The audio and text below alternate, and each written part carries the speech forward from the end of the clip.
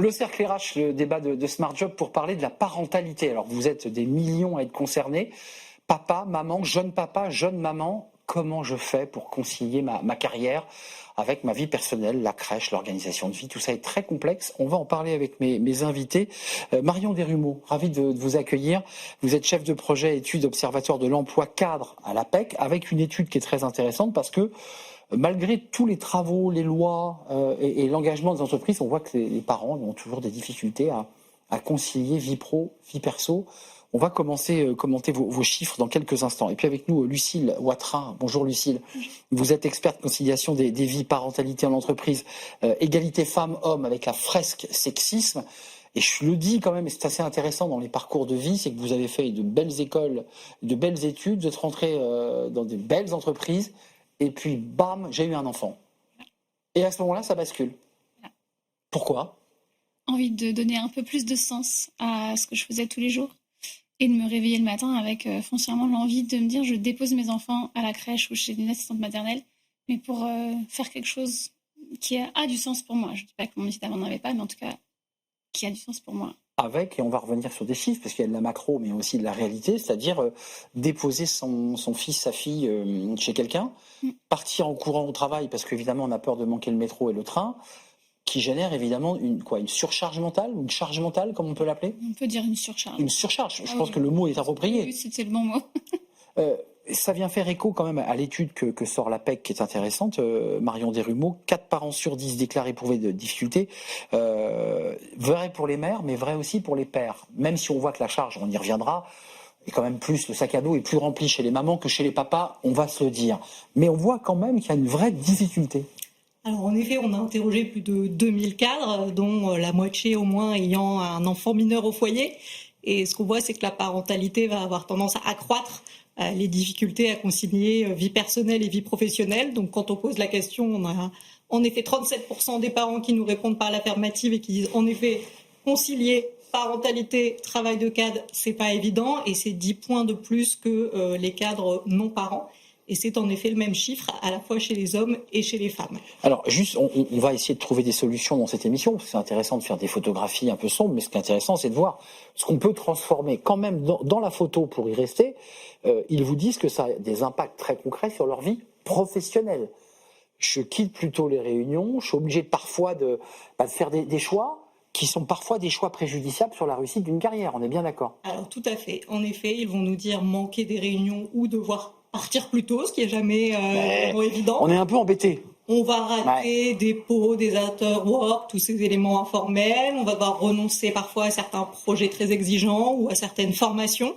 Et tout ça, in fine, ça peut peser sur les carrières. Et on a 3-4 parents sur 10 qui ont le sentiment, du fait de leur vie personnelle, d'avoir raté certaines opportunités, des promotions.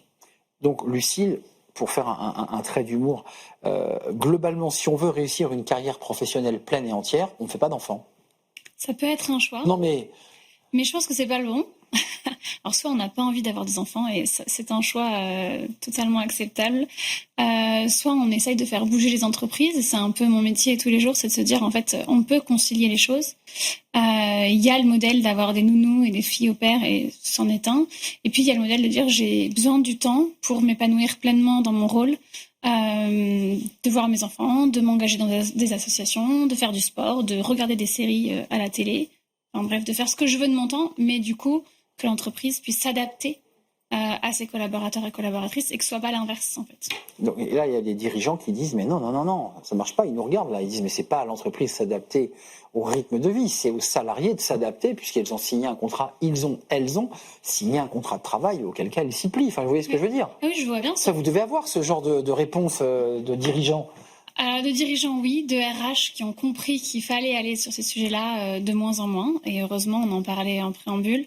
Ils ont compris qu'en fait, si on investit sur ces sujets-là, si notre salarié va bien, elle est plus performante ou plus performant, moins absent, moins de stress, et elle va être plus fidèle. Et quand on sait combien coûte le turnover et le recrutement à une entreprise, in fine, les économies sont vraiment non substantielles. Quand même, vous, l'APEC, vous avez cette photographie. Juste un point, il est essentiel. Il y a des petits tableaux. On voit quand même que les mamans portent plus sur leurs épaules un certain nombre de responsabilités. On l'évoquait, d'ailleurs c'est vous qui évoquiez le matin, vous emmenez votre enfant, c'est plutôt les mamans qui font ça. C'est-à-dire je dépose, je vais récupérer, et ça génère évidemment un stress de dingue, pendant que le papa probablement fait des choses essentielles, mais en tout cas pas ça. Est-ce qu'il y a aussi un travail sur le rééquilibrage des tâches entre le papa et la maman? Parce qu'on a beau dire qu'il faut que l'entreprise s'adapte. Est-ce qu'il ne faut pas que le couple aussi s'adapte? Alors, ce qu'on voit en tout cas côté cadre, c'est qu'on a plutôt, on va dire, des atouts pour gérer la conciliation. On a une forme de flexibilité dans l'organisation du travail. Oui. Cadre au forfait, donc on peut s'organiser. Cadre au forfait, on a une capacité à ajuster ses horaires en fonction de motifs personnels, et les cadres, et notamment les cadres parents, nous disent qu'ils utilisent cette possibilité. On a le télétravail qui permet en effet de gérer parfois et d'essayer d'être sur les deux fronts. Mais ce qu'on constate, c'est qu'en théorie, les pères cadres et les mères cadres ont cette même flexibilité. Mais dans les faits, c'est beaucoup plus les mères qui vont l'utiliser. Et c'est beaucoup plus les mères qui vont avoir en effet cette double journée, qui vont aller plus souvent déposer et récupérer les enfants. Donc ça évolue lentement à l'école. Elles prennent plus en charge encore la majorité des tâches domestiques. Et on a un chiffre intéressant dans l'enquête. On leur a demandé, quand vous avez un enfant malade, comment ça se passe dans la majorité des cas. Donc on leur c'est la maman qui le garde. C'est la maman, c'est vous, c'est le conjoint ou la conjointe, ou c'est au cas par cas, voire vous avez effectivement une tierce personne quand c'est possible. 50% des mères cadres ont dit c'est moi le plus souvent. Du côté des pères cadres, c'est 18%. Épuisement professionnel, charge mentale, épuisement, ça c'est dans l'étude APEC. Il y a quand même des chiffres qui sont très alarmants parce qu'en fait ça use. Vous avez renversé la table pour vivre votre passion et votre métier de coach. Les femmes que vous avez en face de vous et les hommes, parce que je pense que c'est ouvert aux femmes et aux hommes, vous les sentez épuisés, vous les sentez un peu au bout du rouleau? On a des chiffres là, récemment on en parlait en préambule, mais avec Mother Matter, ça fait une étude sur 10 000 mères en Europe. On a plus de 50% des femmes qui souffrent de problèmes de santé mentale. Donc on est vraiment sur un sujet où troubles psychiques, anxiété, dépression postpartum, burn-out. Directement liés au sujet dont on parle là. Oui, on est sur 10 000 mères en Europe. Et les chiffres sont exactement les mêmes en France si on prend que la partie française. Si on doit rentrer dans la partie de notre émission des solutions, on arrête les réunions à 18h. Enfin, c'est des choses que vous posez sur la table. Quand on est convoqué pour un meeting, comme on dit, à 18h, et qu'on sait qu'à 18h, on sera à la crèche, enfin, il se passe quelque chose dans le corps, là, quand même, ou dans le cerveau. Mais ça, c'est des choses qu'on met en place en entreprise. C'est dire pas de réunion avant 9h30, pas de réunion après 18h. Ça n'empêche pas de faire son travail le reste de la journée, parce qu'il faut savoir qu'un parent acquiert des compétences de dingue, et donc multitâche, beaucoup plus rapide, on apprend à être focus, on apprend à aller plus vite. Donc forcément, on y gagne aussi à devenir parent. Donc vous dites que quelqu'un qui devient parent est plus productif dans une entreprise, c'est ce que vous dites? Je pense que ça joue sur la productivité et sur le fait qu'on a moins de temps pour faire les choses parce qu'on est contraint par les horaires de crèche ou de l'assistante maternelle. Donc il faut être efficace. Et du coup, on n'a pas le choix en fait. On passe moins de temps à la cafette, on perd moins de temps aux discussions informelles et on va à l'essentiel de son boulot. Exactement. Ce qui ne veut pas dire que les non-parents ne sont pas efficaces, bien au contraire, mais en fait on n'a pas le choix parce qu'on a, devant notre journée et après notre journée, on a des cuts qui sont obligatoires. Sur cette question-là? Alors justement, je rebondis là-dessus et sur la question précédente de la santé mentale. Ce qu'on voit aussi dans notre enquête, c'est qu'en effet, chez les cadres parents, on va avoir beaucoup plus de travail sous pression, de caractère multitâche, devoir penser à beaucoup de choses en même temps. On a 68% des cadres parents qui disent je dois penser à trop de choses. On en a 45% qui vont nous dire vraiment je travaille assez souvent sous pression parce que j'ai ces contraintes horaires-là et que je dois être partie à telle heure. Et in fine, ça génère effectivement de l'épuisement professionnel, du stress, etc. Donc c'est assez dommageable et ça nécessite en effet que les entreprises se penchent sérieusement sur cette question. Mais pour aller plus loin, pour penser un peu au modèle nordique, est-ce qu'on ne peut pas imaginer le lieu éducatif de 16 enfants intégré à l'entreprise, c'est-à-dire dans l'espace de l'entreprise, qui fasse que pour une maman, et pour un papa aussi d'ailleurs, qu'on ait envie d'aller voir son fils pendant 5 minutes ou 10 minutes parce qu'il est à la crèche à 10 mètres, qui donne une patate de dingue et on revient au travail parce qu'on sait qu'il est bien et qu'on est heureux et que j'ai pas 45 minutes à faire en voiture avec des risques d'accident et d'embouteillage. Vous voyez ce que je veux dire? Oui. Est-ce que ce sujet-là, les entreprises ont envie de s'en emparer ou ça reste encore très loin d'eux? Ça dépend des entreprises. On a des entreprises précurseurs qui mettent des choses en place. Ça existe, hein? qui vont allonger le congé paternité aussi pour que justement les sexes se rééquilibrent, qui vont mettre plus de flexibilité encore avec plus de jours enfants malades, plus de jours d'absence pour les enfants. Et on parle beaucoup des petits, mais en fait, le sujet de la parentalité, c'est toute la vie. Quand Moi, on jusqu'à 18 ans. confronté à l'adolescence, à Parcoursup, etc., c'est pas simple pour les parents non plus. Donc, il y a plein de choses qui peuvent être mises en place et qui aident. J'ai fait un titre, je ne sais pas si Nicolas Juchat nous l'a mis, mais parent, c'est le métier le plus dur du monde. Vous êtes d'accord avec ça ? Vous êtes parent, et le moins bien payé, je pense. Et le moins bien rémunéré, vous êtes d'accord ? Oui. Je suis mère également. Je confirme, c'est assez difficile. C'est un métier difficile.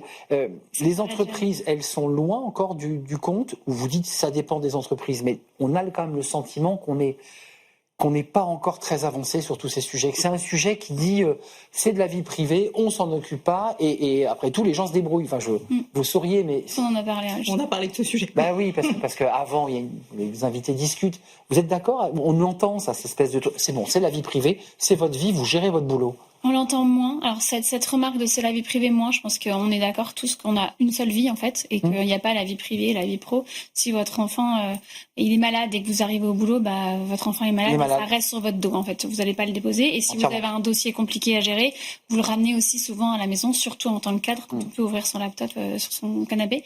Mais je pense que le principal problème, c'est qu'on a des populations RH, RSE, QVCT qui ont compris. Et qui sont souvent des femmes. Qui sont souvent des femmes et qui ont compris, voire vécu ce qu'on est en train d'évoquer et qui donc sont OK et on n'a pas besoin de les convaincre, clairement, quand on arrive devant eux. Il faut se convaincre. Par contre, aller décrocher un budget derrière, là, c'est plus compliqué. Donc c'est la RH au COMEX, quoi. Oui, voilà. C'est ça. Il faut donner des KPI aux RH pour qu'elles puissent aller défendre et qu'on puisse avancer sur ces sujets. Tiens, d'ailleurs, en parlant de KPI, il y a vos études, APEC. Est-ce qu'on est capable, parce que c'est important aussi pour le travail que fait Lucile, d'avoir des KPI, c'est-à-dire l'idée du ROI, en disant, mais si vous dépensez de l'argent sur ces sujets, vous en récupérez en quoi ? En productivité, en motivation, en engagement ? C'est ça le... Je pense que Lucile en a parlé.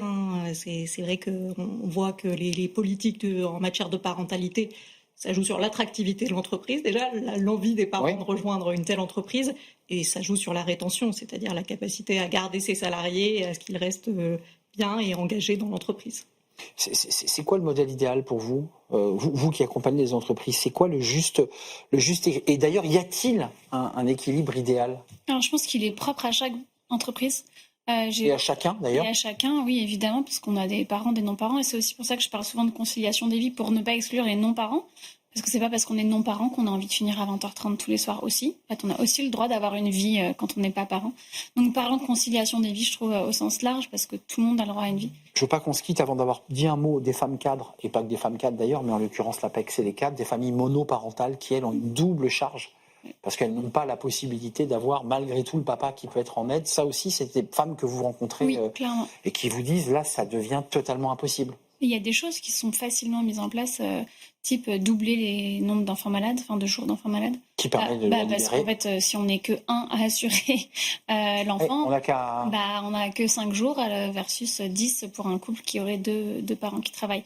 Donc il y a des choses simples qui peuvent être mises en place qui ne coûtent pas forcément des milliers d'euros aux entreprises et qui vont vraiment renforcer l'attractivité, la fidélisation, le bien-être, la performance et qui réduisent les absences parce qu'on a quand même un gros sujet d'absentéisme en France.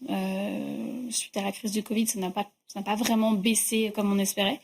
Donc il y a quand même un vrai sujet sur... Vous êtes d'accord avec ce que dit Lucile ? Alors, ce qu'on voit en enquête sur les femmes cadres et les femmes cadres à la tête de familles monoparentales, c'est qu'en effet, c'est pas vraiment la vie professionnelle qui va pâtir, c'est plutôt la vie personnelle. On va avoir des femmes qui vont avoir une moins bonne hygiène de vie, moins dormir, moins prendre soin d'elles. Elles ne veulent pas le perdre, le travail, c'est important. Non, elles vont vraiment essayer d'être à bloc sur les deux fronts.